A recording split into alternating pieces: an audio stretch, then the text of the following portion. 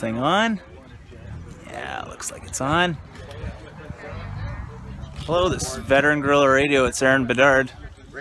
This is episode 6 with Chris Linford, Kathryn Linford, the founders of the COPE program.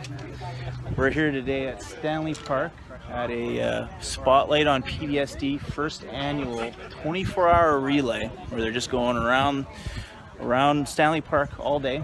There's a couple dozen riders here. There's also a couple of different programs here. Don't worry about walking by me here. This is pretty off the cuff. This is Barb from Vancouver Island Compassion Dogs. Yeah. It's a program that's supported by Wounded Warrior Canada. Yeah.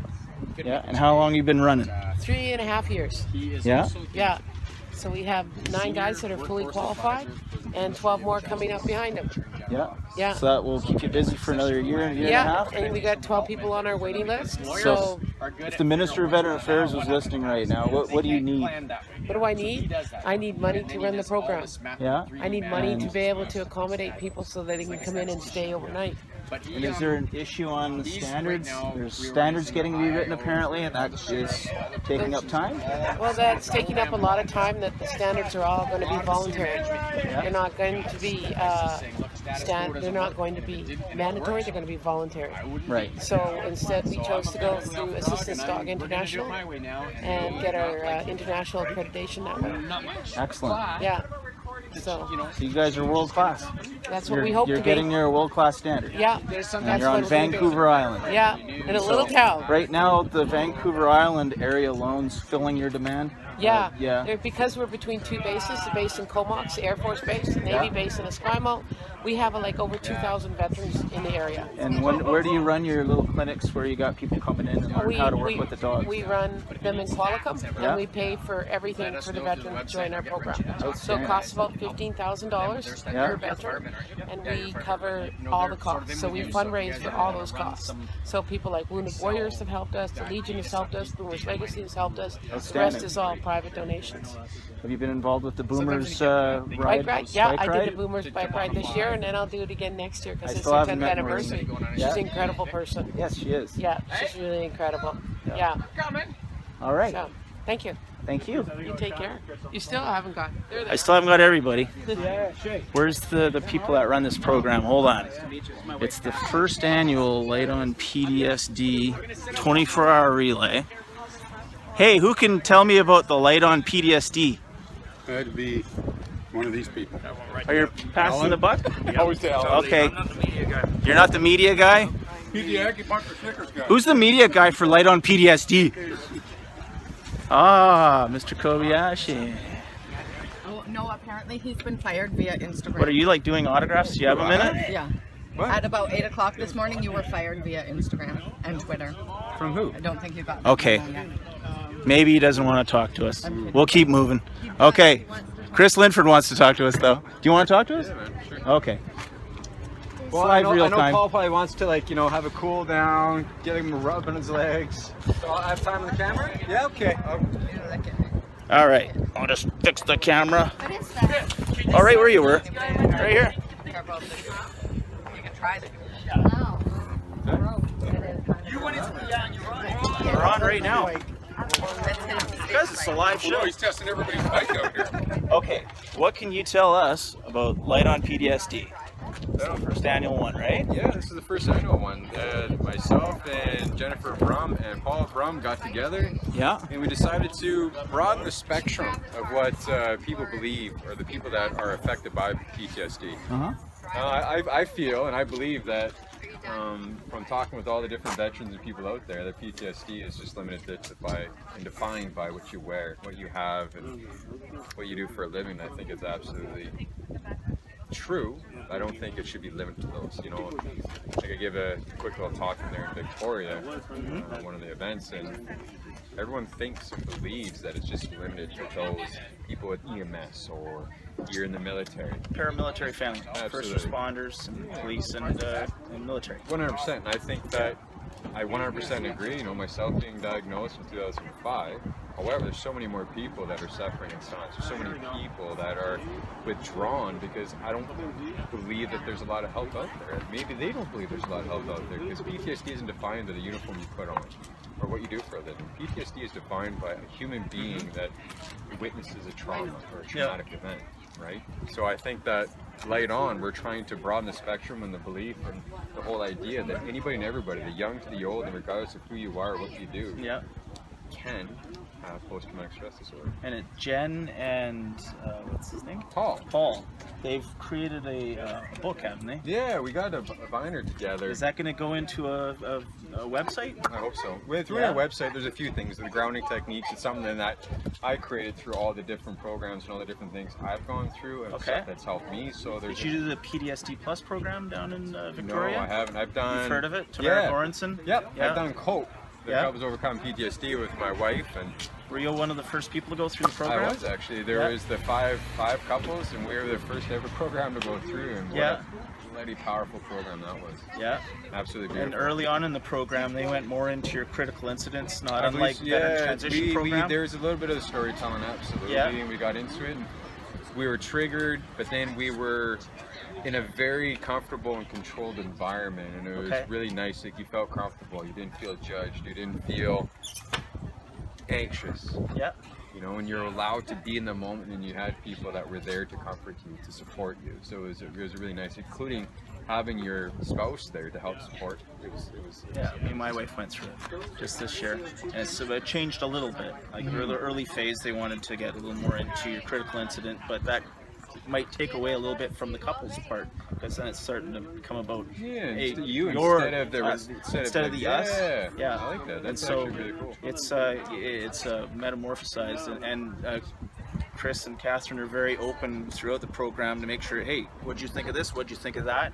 They're all about input, because they want it to grow and evolve to the needs of us, not just here's our program and that's it. And this is huge. I think that's so important that people to evolve.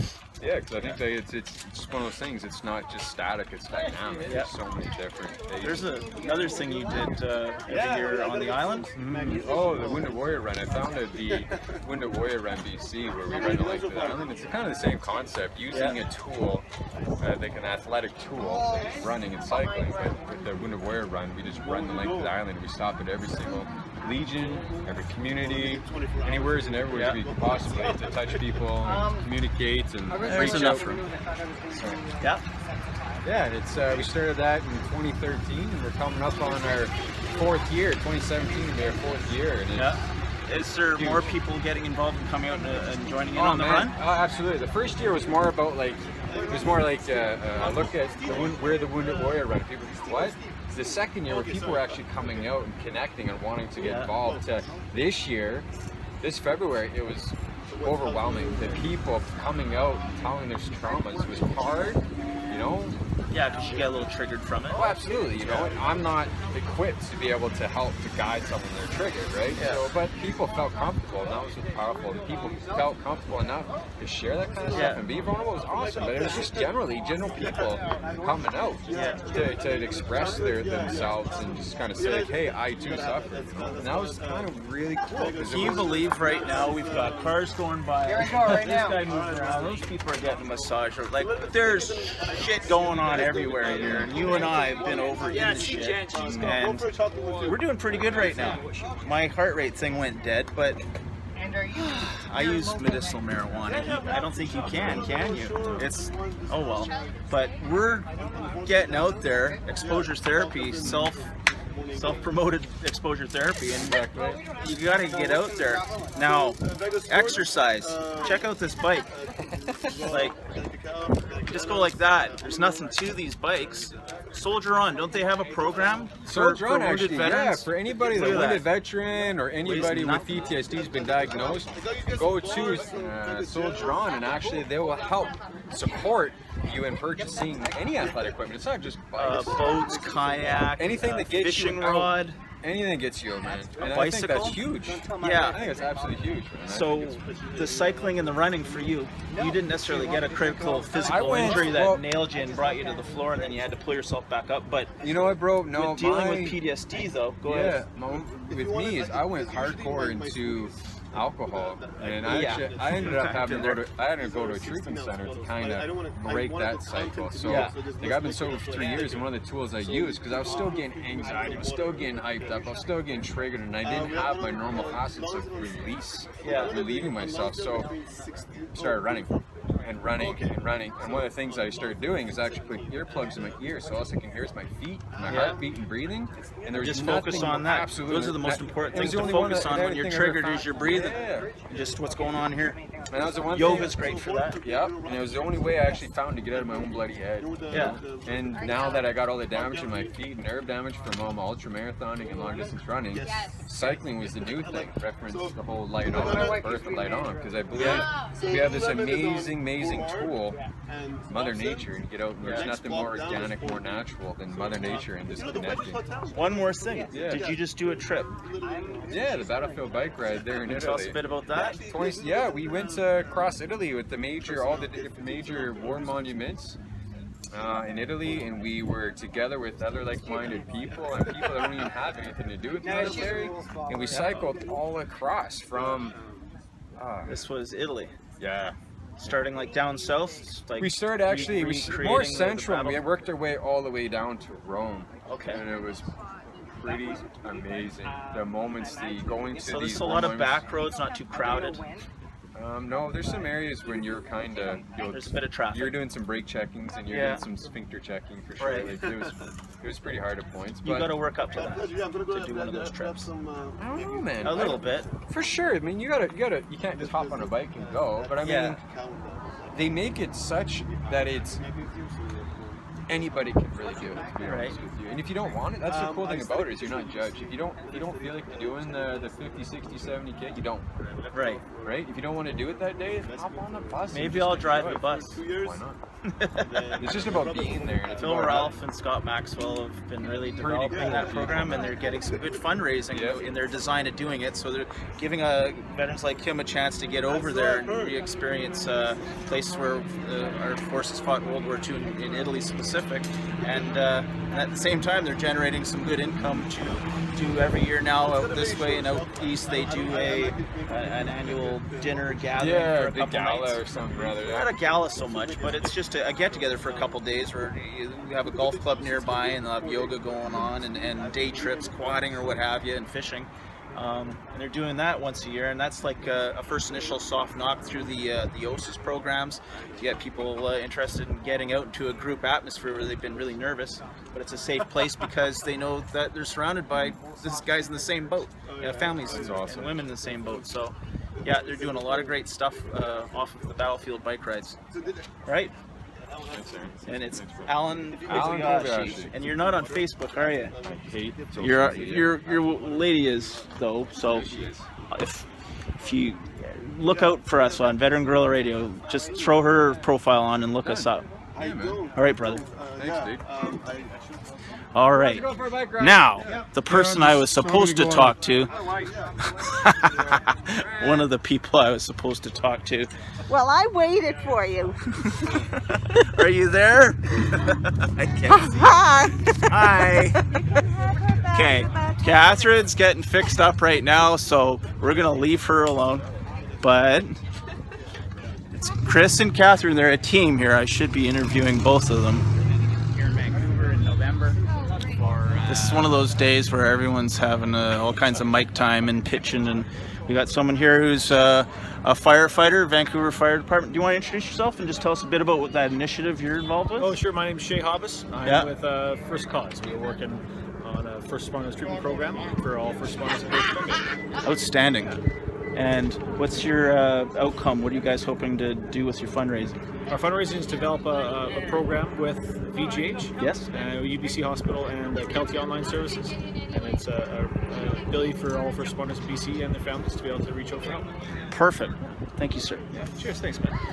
And you guys are having a chat, but I kind of We're need talking to... about how Coke's going to work in with all that. Okay, do you want to keep talking and I can talk to someone else? Or Yeah. Okay, I'll come back.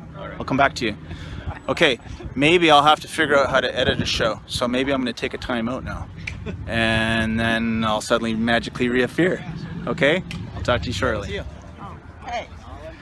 Hello there. I'm here with Kathryn Linford. We're here in Stanley Park today at the 24-hour relay for Light on PTSD. Light on PTSD. We were just talking to actually Alan Kobayashi earlier, and there he is off doing another interview. He's such a fancy guy, doing a great job. Chris Linford's just behind us, and he's chatting up somebody here. So Yeah, you can see him behind my shoulder. So, Chris, he served in the Canadian Forces, like started like back in the 60s or the 50s, or No, good no, Lord. I'm just kidding. We're not that old. I'm just kidding. I'm just Thinking, kidding. holy cow. But When did we? early mid-80s, maybe. Mid-80s, yeah. And what kind of tours did he do? He did the first Gulf War, Rwanda, and Afghanistan. So Rwanda, so just Gulf about War back was to back. 91, 91 and then 94. and then 94, and then 2009. And how old were the kids at that time? Pretty Jenny was size. Jenny was a month old. Yeah. When he went to the first Gulf War. Actually, he left on. I was in the hospital and just had delivered her when I got the word that he was going off. So Okay. yeah, that was fun. Yeah. And then how old were they? 2 and 4 when he went to Rwanda, and teenagers when he actually 20 Yeah. and teenagers when they did Afghanistan. Right. So yeah. So, when did you see some issues, or would it be like around Rwanda? Oh, it would definitely, yeah. First Gulf War was nothing. It was definitely after Rwanda that he came back. It was very hyper-vigilant, angry, mostly angry. Never came down off of the deployment tempo mindset, Yeah. just Yeah. Boom, let's focus on this. It was march to my tune and do it now. Yeah. Now, it's in the title originally here. These people have put together a program called COPE. Before that, though, I was like, there was a book. Yes, Do Chris you wrote. both work on that together? No, Chris wrote. Like, that was his well, I fed baby? and watered him, Yeah. so he Yeah. was sustained. You to- gave him lodgings and a I- place to sleep. I let him work in his house coat often days. Perfect. No, I had nothing to do with the writing. He did it all. Okay. But, So, if you were to write a book, the wife's perspective, and now being part of COPE and helping develop what I think is a really great program. Me and my wife went through it, and we've talked to a few people that have been through it. If you were to write a book about a woman's perspective, what are some of the reoccurring themes that you see doing COPE? And you've done it with several cycles now, so you've been around maybe 30 couples, 40 couples? Is there what are some reoccurring themes in a couple's environment, in a couple's program? Yeah, reoccurring on the spouse's side of it. What's reoccurring is trying to make everything golden when it's not, and sort of making a situation wonderful, thinking that's going to be the best way, and not dealing with the reality of it, and it just kind of snowballs when Just a grinning and bearing it attempt all the time. doesn't work My because wife goes through that some days still, Yeah, every day, yeah. and we all do though, right? We all do, yeah. It's just- but it's a matter of, okay, you can't always do it. You need Yeah. to stop yourself at some point and figure out a time to address the issues. Right. And that's been the hardest part of it for the spouses, to figure out when can they have that conversation. Right. So Chris went through Veterans Transition Program 2012? Yes. I went 2011. I was one of the last cycles with David Cool and Marv West, were the two doctors that founded the program. And there are some foundational things that are similar to Veterans Transition Program. Yes. And however, one key thing is the follow-up of The 6 follow-up months with the coaching. Yes. Can you tell us about that a little bit? We found out when you're doing a 5-day program, everybody is on their best behavior for 5 days. Oh, and yeah. in a nice hotel. Well, first it's impressions, all fun. you know, hey, Well, it's everything's not fine with us. Yeah, it's Kinda. not fun. But then reality, when you go back home, your daughter's still rolling her eyes at you, or any child, Yeah. or the job sucks, or life happens, shit Yeah. happens, and the coaches are there. They call you once a week for 6 months, and Video conference. Video conference. Or they can phone. do it, yeah, Skype or phone or Yeah. however, whatever works for you. They make a connection and they kind of talk to you on your goals, what you set on the COPE program, and keep you focused. Right. And I hope that they're keeping you grounded. I Well, mean, you guys have to keep Our yourselves coach showed up grounded. today right here, Brad, and that's the first time I actually got to see him. We gave him a big hug, and the guy's been really great. We're feeling really blessed that we got with him, and The I'm thing sure with everybody you have coaches- for coaches are good. These people are all pros. Yeah, the thing with the coaches is that they're not therapists. They are there as a family coach. They are there not to answer any of your questions. You have your own answers. But they keep you into accountability. Exactly. Yeah, accountability is everything. It is. If you have a plan, it ain't nothing with accountability. Yeah, exactly. Absolutely. They keep you on track. But it's like any program. You've got to be in it. Right. If you're not willing to do the hard work, well, they're not going to help you. So, hey, if the government of Canada or the Minister of Veteran Affairs was throw you guys a big bag of money, what would you want in your program? Would it have more days to it? Would it be more of a retreat? Would there be more something comprehensive on follow-up and accountability? No, we would. I don't think we would change the program as it is because we're Yeah. quite happy with it, and it has evolved over the year and a half that we've been doing it. We like the way this program is set up. We would just run more of them. Okay, fair enough. This program's great because every step of the way they go, hey, what'd you think of that? And what'd you think of this? And at the end of it, they go, okay, here's every single part of the program and the things we went through, and you guys want feedback. We Why? To make the adjustment. To make it grow and evolve. And evolve, exactly. And Yeah. and as I said, we've been doing it for about a year and a half now, and each program is slightly different because we've gone through every single survey and have followed up with them. Some of the responses, I mean, you can't change, but we listen. We look at it. Absolutely. We listen. And so is there data to satisfy the needs of the evidence-based crowd in Ottawa? Or, We're getting there. yeah, It's that's a lot of work, right? It is a lot of work, and it's Running a it program's a lot of work. takes 5 years to get 5 years of data. Yeah. And the government personnel Yeah. want that 5 years. Well, we don't have 5 years yet. No. But You struggle. we're what we've got they like. Yeah. And we've been very open and upfront with them and sharing. We've had a Department of National Defense person come on one of the programs as a ride along. Yeah. And we've got someone with the Family Resource Center coming and doing a ride along as a therapist in our next program. So they are interested. It just takes time. Yes, it's glacially slow at times It trying to is. get stationary in the government of Canada, or any government, I'd imagine, for that matter. Yeah. And you know, these are generally people that think they have a pretty good beat on things, and to cause a change, a shift in approach, that is something that you got to change the fabric of a system that has a million moving parts, and they affect each other every time you want to adjust it. Yeah, but So the good news is that's part of the slowness of change. they recognize that there is a need in Yes. their envelope of Their programs. ears are open. And they listening. know that what we're doing with the spouses is helping. Right. So they know that they need to bring in the family to help them get beyond. It is so key. You guys have an alumni page for once people On have graduated, Facebook, yep, so everyone yep. can keep in touch. They You had a barbecue recently, I think. we've had a few barbecues, but we did have Yeah. one a couple weeks ago. I wish and- we could have made it. Yeah. Unfortunately, we Yeah. live on Vancouver Island, and Yeah. not everybody could have come. But Yeah. it was a good turnout, and the weather wasn't the best. But you can't. Well, always that's go not why back. you're there, though. No, we had No. fun, and even It's the coaches wanna came. be like a family. Yeah, That's the coaches perfect. all came out for it as well. So they're invested as much as the rest of us in it. Mhm. It's good. So, did you all recently go on a trip to Europe? I did not. My husband did. Chris He went did? to Italy, did with the Wounded Warriors battlefield ride, bike ride. They did Through Italy. 600 or 700 kilometers in 6 days through Italy. Why didn't you make it? They- That's not an embarrassing thing. No, I thought they you did wouldn't go. get me a electric bike to go up the darn hills. Really? No.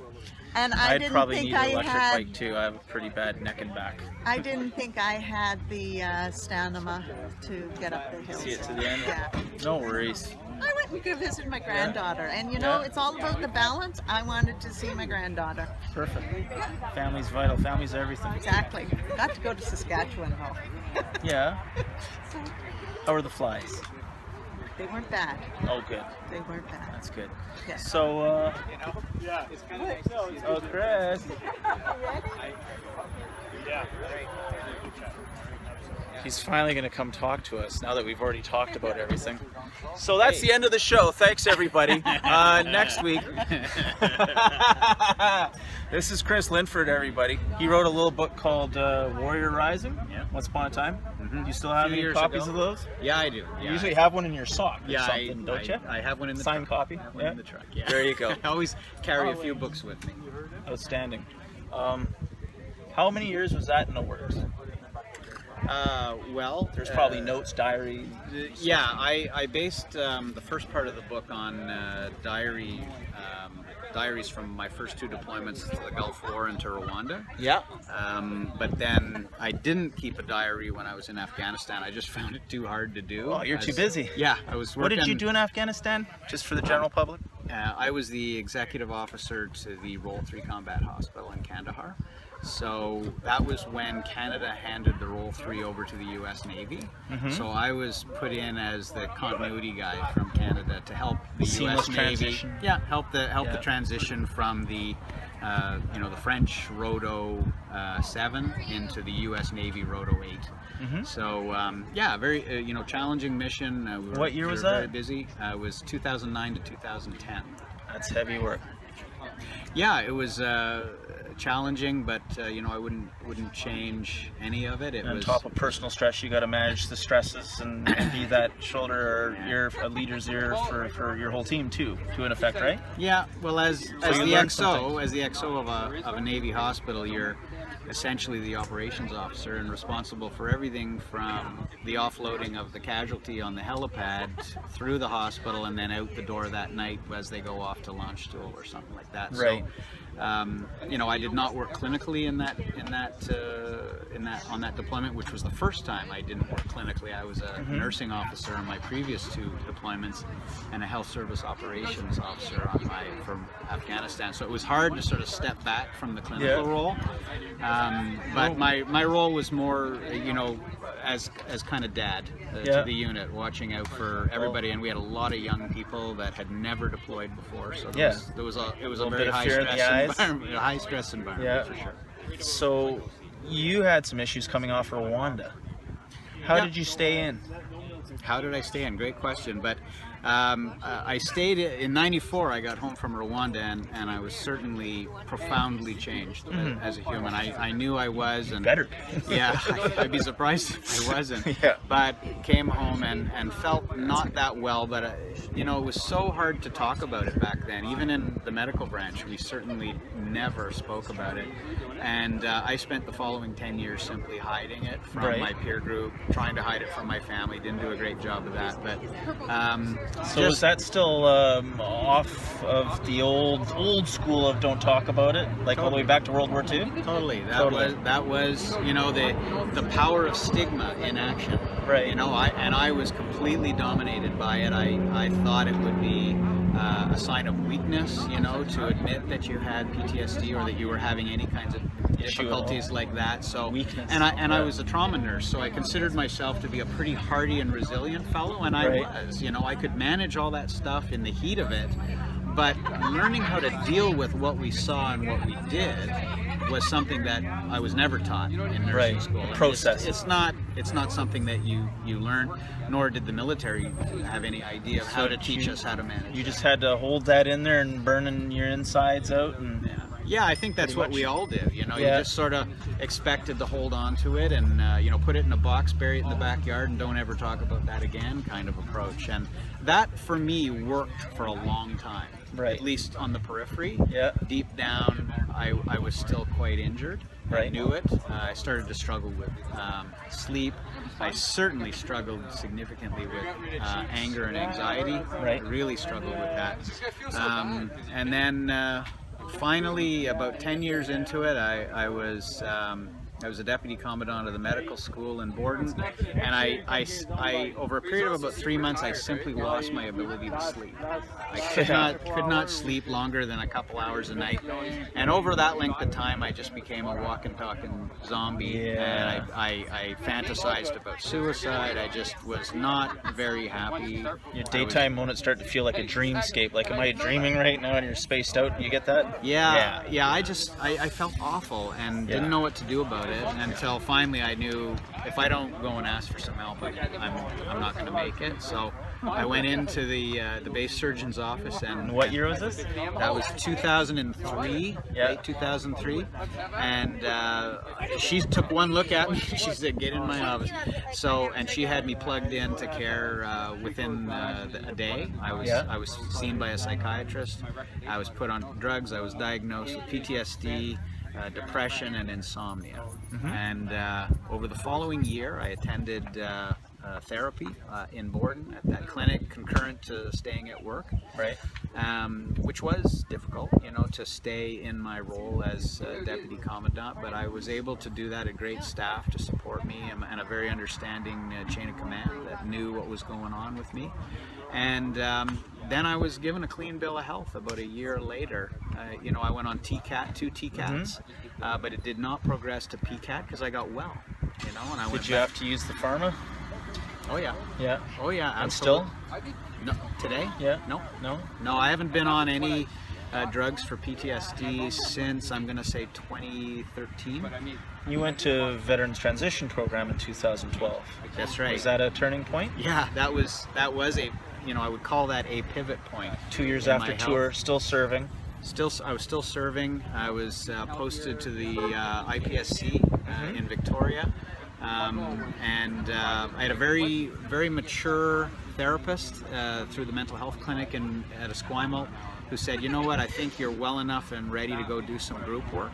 And they didn't offer group work through the base, so she knew a bit about the Veterans Transition Program, so they sent me off. It wasn't Tamara, was it? No. There's Dr. Kate Diskin, who's no longer there. She works in Toronto now at the clinic there. But yeah, she sent me off on that, and it was a pivot point. I got in the same room with veterans who I didn't have to explain anything to, and they didn't have to explain anything to me, and it was... well, you could let it out. Well, yeah, you could let out whatever you wanted, you know, and no one was judging, and it was very comfortable. Yeah, if you needed to cry, you cry, you know, nobody... I cried for a few days. I probably got the record. Before he did that, he went on an outward bound ski trip up That'd be beautiful. Quite by accident, I saw this on a CBC show one night about Outward Bound Veterans Program. Yep. So I called them. Why don't I know about you? Like, I mean, why am I learning about this on CBC? And anyway, it's a marketing issue, I guess. Find out when you need it. It comes to you if you're looking. So I went on that, and that was my first experience in a group of veterans, and there was a combination of Canadian and UK veterans. Outstanding. And I brought that back to my my therapist in Esquimalt, and she said, "We might be onto something here for you. Like, it appears this group thing is really a significant piece for you." And that actually got me onto VTP. And then I was the IPSC at that time, and they needed some kind of work for me to do because I was getting well enough where I could work. So I wrote up a proposal that I be a full-time Veterans Transition Program para-professional, which is a veteran that attends the program, each program, to help the new veterans that are attending to, take on the information and to sort of keep a finger on the pulse. And to give them some confidence in the program that somebody's going to come out the other end and going to be a little more functional. Yeah, you sort of model new behavior, new attitudes, etc. So I did that for 2 years. My last 2 years within the military, that was my job. And were you writing then? Yes, I was in the process of writing at that time. It took your earlier question about how long did that take, it took 2 years to get to publish. You know, it took me 6 months to write the first draft and then 1.5 years in edit, because the first draft was twice as long. He's a little academic here, isn't he? Well, No, See, I'm not. Crayolas and stuff, like- and napkins, Like and I'm cocktail. more, I am napkins more and of a stuff. Crayola, crayon kind of guy. come For on. Yeah, sure, but he- always have Don't been. compare yourself to he me. ate, slept, and Yeah, drank. some days I never got out of my house coat, you Yeah. know, and I was just in front of the computer. Kathryn brought me little bits to eat, Yeah. little bits to drink all day long, and then, you know, it was a strange experience because I was writing a book about my traumas, right? All the things that had hurt me, you know, since going back to the Gulf War in '91, and then Rwanda in '94, and Afghanistan in 2009, 2010. All the things that hurt me that I had suppressed, I had to put onto the computer screen. Yeah, get it So out. that was- Telling that story makes that it was- older and older, right? Yeah, and that was, you know, don't mind telling you, that was a hard process to sort of bring all that stuff up. And then not only just tell the story, but actually create context. You Yeah. know, like, why did you do that? Well, you know, who were the characters? So you had to make up a story about my traumas. And that process in and of itself was very therapeutic, Diary because writing, yeah. because you're taking these little loops of memory that are bouncing around on the right But side they're not of your complete. head. They're not complete, and writing it Yeah. made them complete. And I believe this is me, that allowed me to file a lot of these things in my head, because I actually remembered things that I had forgotten about, good things that happened surrounding that bad thing. There was good things that happened, like amazing things that some people did that day, that I had completely obliterated from my memory, because I was turned it into a focused, snapshot. so focused on the crap. Yeah. So that for me was part of the learning process, so that writing is a very powerful tool to healing. So where did the COPE program first come from? Well, it it came, light bulb it, at it 2 came, a.m. or something. It came out of the Veterans Transition Program, because I saw these all these veterans graduating the program, and very frequently at the end, several of the veterans would say, "Listen, I love this program. I've learned a lot, but I am totally fearful about going home and telling my spouse about this, because I don't think she's going to believe me. Like, this is too." She sees me crying. She's going to lock me up. She might get scared or whatever. So. This started me thinking, saying, you know what, we need to create something that brings the spouse into the picture. Yeah. And Kathryn and I started talking about that, and you know, Dr. Tim Black of University of Victoria, we talked to him about it. He said, you know, Chris, I've been doing VTPs for 15 years at that point, and he said that question gets asked all the time. Almost every VTP, someone asks, can someone come home and explain this to my spouse? Yeah. So. And I was getting tired of just one more thing for him, and there was nothing for me. Right. Exactly. So, and I was hearing that. Yes. That all of a sudden, it was being recognized by me that my spouse and my kids had been injured by my PTSD as well, and they were as deserving of health as I was. So we needed to create something. So we started to talk about it. Then we went on the book launch tour across Canada, and where we talked in 50 locations across Canada that year, mostly on bases, and couples came out to hear us talk. And we jointly presented our story of how PTSD basically knocked the wind out of our sails. And people came up and said, you guys, like, what did you do to survive? Like, because it doesn't sound like you should have. You know, there was so much crap that went on. You need to capture that. And we figured out we need to capture this. Yeah. Like, so we decided after that book tour, we said, we're no longer going to talk about creating a program, we're going to create a program. Yeah. So we went forward, created a concept of what COPE would look like. Didn't even have the name COPE at that time, but what this program would look like, as far as a phase 1 retreat with a 6-month follow-up with a coach to keep you on track and as a follow-up. And I put it out on a basic business plan on 2 pieces of paper. Some bullet points for starters and build off of that. Yeah, and in the process, we had, in our speaking tour, we had met Scott Maxwell, the executive director for Wounded Warriors Canada. He liked us. He asked us to be the national ambassadors for the charity, which we accepted. And a little bit into that, I pitched this program idea to him, and he stopped me. He said, we're in. How much money do you need? Yeah. So he funded, Wounded Warriors Canada funded the pilot, which So he is gave you in the January bait to get it together. And he gave us get it written. $160,000 to run 4 programs that first year, and then they doubled our funding for the second year to run 5 more programs nationally. So that's what we've done so far this year. We've run programs in BC, New Brunswick. I was on that program. Yeah. Very good program. That was the first one in January. Then we did New Brunswick in April. We did Ontario in May. We're doing BC again in October and Alberta in November. Okay. And we may do another BC one in December. Are they loaded? The one in October is. The one in BC here over Alberta? at Alberta is not loaded yet. And then where are you, Calgary or Edmonton? No, it's in Pigeon Lake, so just south. Oh, I know Pigeon Lake. That's a nice spot. There you go. That's what we've heard.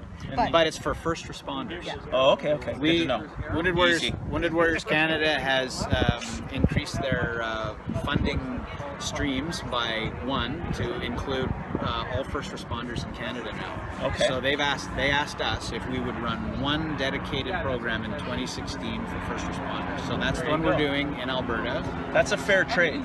I think so. Yeah. What did they give you? Like 300,000 this year. Yes. So you got to help everyone else you can. And every cent of it goes to the program. Yeah. You know, that's what we spend our money on is making sure COPE happens. Okay. It's not a cheap program to run. No. But nor should it be. You have to create a safe environment and have professionals and competent people and competent peers, support guys, girls. You wouldn't believe how fussy we are when we hire the psychologists to come on this. You've seen it personally. They have to be top notch. They have to be well rehearsed in group and couples counseling and trauma. It's got to be really their understand it, and they have to have their ego checked at the door. Yeah. Yeah. Those are the only ones we take. So, the soft knock of somebody, say, just transitioning out of the military, young couple tours under his belt, and they're starting to have some issues, or have for a long bit of time, and they've just, how did you explain that? That you've just put a smile on everything? Yeah. How do we break through to the people out there that are struggling right now like that? Yeah. Well, how do you get the first knock over to your program? Well, how do they reach you? They have to admit that there's an issue. Yeah. So maybe talking with their counselor they have currently about the program. Yeah. Even just taking that step forward and talking to somebody, a doctor. Yeah. Or a peer. Or friends who've been through it before. Been through it is a great way to get started. Someone you trust is the most important piece. Someone The that you know spouse they're... is not going to make that happen. The veteran needs to do that. And that's a part of what I have heard across, how do I get my spouse into the help? You can't. They have to do it. They have to want to do it. My recommendation when spouses come to me, I say, you need to look after yourself. He will, when he gets to a stage, when they get to that stage, they will get the help they need. You need to look after yourself. Yeah. Absolutely. That's a really important message that Kathryn You got to be makes ready. there. You know, and often if the spouse decides to take care of his or herself first, that's modeling the behavior that the veteran needs to do. And if the veteran can see that their spouse is taking care of themselves, they might actually just agree to go and take care of themselves. Yeah. So that's a great modeling example. So, and as far as contacting us if they're curious, and go to our website, www.copecanada.ca. Right. Or they can access us through the Wounded Warriors Canada website. We have a link on there as well. But go on our website, read the information that's on there. You can see our entire team. Yes. You can see our history, and you can see some testimonials that we've been privileged to receive from folks that have attended COPE in the past year and a half. We've run 7 programs now. So 35 couples have come through. That's 70 people in a year and a half. We're scheduled for 2, if not 3 more this year. So we're growing pretty quickly, and we're so pleased with our product right now. We're no longer nervous about it. Going into each COPE, we used to be really nervous, but we're not anymore. It's working so well. We know the product that we get by the end of the week, and we know how it's going to impact people, and we're really proud of that. It's making a difference, and it's not just us saying that. The data that we receive from the couples that attend the COPE program is telling us that the product is working. I agree. Yeah, we It's do. good stuff. We've done a joint research product process with the University of Victoria since the inception of COPE. They collect all our data, they analyze it, and create beautiful little colorful pie charts for us at the right time. This is what the government That's what they want. And the reason why we do this is because if we want to attract federal entities that can be alternative funding streams, right, rather than just charitable money from Wounded Warriors Canada. We want to make COPE available for serving members, right, referred by their case managers within the Canadian Armed Forces Health Services, or if you're posted to a JPSU, you could be referred by your case manager through there to the COPE program, and we're working on that. We have been for 2 years. Yes. But you know, the military, and rightfully so, It's they tricky only to get them to spend money sometimes. Well, and plus they should only send their people on proven programs. You know, you don't want to just sort of take a big gamble on a program and then have it hurt somebody. Yeah. So they want evidence-based. Evidence-based programs, as much as you can. peer-reviewed, published authors. You've got to go that route. So that's the route we've gone right from the start. So now we have a 1.5 years of data, and by November this year we'll have the data that they want to see. But we're very confident that they're going to like our product a lot. I am too. Yeah. I support you guys 110%. Thanks. In close, one last thing. You heard the promise last year from the Liberal Party about a commitment to an inpatient facility, $20 million towards an inpatient facility for PTSD. No. You didn't see that? No. The campaign promise last year?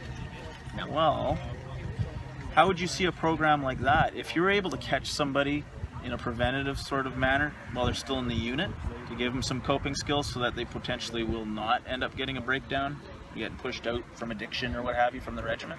Yeah, well, I'm a big believer in going upstream. You know, before something becomes a complete shit show, right? If you can get upstream and stop the degradation of an injury early while they're still serving in the military. See, it actually addresses a very important principle of warfare too, and that's conserving of manpower. Right. If you can conserve manpower by not letting a guy go to the point where he's no longer of any use to the military because he's so ill and injured, well then wouldn't it be great to catch that early, get him into a system, a program, a multitude of ways of healing themselves so that they can actually stay and have a nice long military career like they probably dreamed of in the first place. You know, that's our goal by making COPE available. If they wanted to, you know, if they created such a hospital and wanted to make COPE available to that population, then we of course would look at that. Right. But I don't, you know, in our line of work, we're dealing with veterans every day, and we focus upon what's exactly working right now. Right. You know, to keep the focus on that, on the positivity. Yeah. Governments will come and go. Governments will make promises. Governments will come, you know, true on some of their promises, and then they will not on others. Yes. I don't focus on any of that stuff. I focus. If it comes, it comes. Yeah. And we'll deal with that when it comes. But right now, our focus is this program because it's working along with the other, you know, Wounded Warriors Canada programs like that are sponsored, like VTP, partially sponsored by Wounded Warriors Canada, and Canpraxis equine therapy. These are Vancouver Island Compassion Dogs. These are programs that are working. That's our focus. That's your focus. All right, there's things that are actually happening right now, and that's what we need to focus on. That's right. Get Stay into these positive. programs. So, if you could say anything out to the general Veteran Guerrilla Radio populace there, we've had 5,000 views over the last couple of shows. You want to get your message out? Do you have anything you want to say? Any last thing? I think it's really important that people take on board that if they have a concern about their behavior, or if they have had maybe their spouse or their partner say something to them about, you know what, your behavior's a little bit off, I think you should go get seen. For God's sake, go get seen. You have nothing to lose and everything to gain. Stigma is certainly at work still in our society. You have to push beyond that. Courage comes in several different packages. And one of the ways courage comes is by stepping forward and asking for the help that you need. And not only you, but your family. Your family needs to be healthy again, and you have nothing to lose by stepping forward and at least getting assessed. Absolutely. All right. Thank you so much, you guys. Thank you. Thank you. So that's our show for this afternoon. It was awesome that we could all get together here in sunny Vancouver on a A great spot here right on Stanley Park. We'll see you on the show on Tuesday with Dr. John Whalen. We're going to talk to him about his 2 books, Going Crazy Inside the Green Machine and Ghost in the Ranks. So I'll talk to you guys on Tuesday. Love you. Adios.